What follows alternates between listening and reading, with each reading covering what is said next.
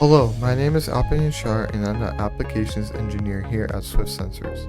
Today I'll be going over how to add pictures of your hardware to the Swift Sensors console.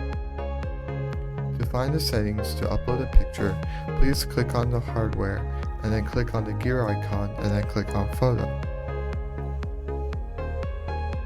If you're on a mobile device, you can take a picture using your camera app and upload the picture to the console. We recommend pictures to be taken in landscape mode.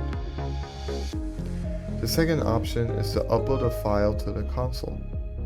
Click on Choose a File. Then click on the appropriate file from your computer.